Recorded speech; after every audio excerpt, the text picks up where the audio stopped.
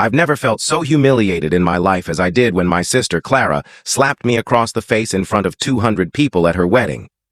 My cheek burned, not just from the sting of her hand, but from the weight of every single pair of eyes staring at me.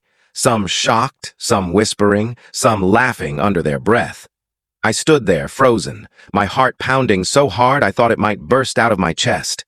All because I wouldn't give her my penthouse, my home. The one thing I'd worked my entire life to build. And the worst part? I didn't see it coming. Not from her.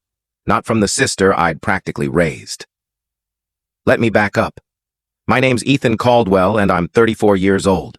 I grew up in a small, crumbling apartment in South Philly with Clara and our mom. Dad left when I was 6, Clara was 4, and Mom, well, she tried, but she was always working double shifts at the diner just to keep the lights on. That left me to look after Clara most of the time. I was the one making her peanut butter sandwiches when she was hungry, helping her with her math homework, walking her to school so the neighborhood kids wouldn't mess with her. I wasn't perfect. God knows I wasn't. But I did my best to be the big brother she needed. Clara was my shadow, you know. This tiny, bright-eyed kid with a laugh that could light up a room. She'd follow me everywhere, tugging at my sleeve, asking a million questions. Ethan, why do birds fly south? Ethan, can we get ice cream? Ethan, are you going to be famous one day? I'd roll my eyes, but I loved it. I loved her. By the time I was 18, I was working construction to help Mom with the bills.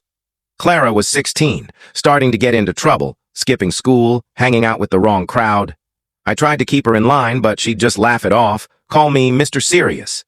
I didn't have time to be a kid myself, so I guess I was a little hard on her. But I was scared for her. Scared she'd end up like some of the people we grew up around, stuck in a cycle, going nowhere. I wanted more for her, for both of us. Fast forward a bit, I got a scholarship to a community college, studied business at night while working full-time. It was brutal. 12-hour days, then classes, then studying until 2 a.m. But I had this fire in me. I wanted to make something of myself, to prove I wasn't just some kid from a broken home. Clara, though, she was different.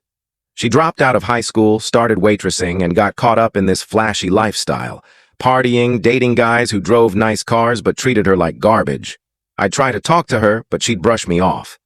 "You're not my dad, Ethan," she'd snap. And yeah, I wasn't. But I was the one who'd been there when she cried herself to sleep after Dad left. I was the one who'd fought off her creepy ex-boyfriend when he showed up at our apartment drunk. I was the one who cared. By the time I was 28, I'd clawed my way up. I started a small... I can tell what happened in the short video, full video on my channel link in below.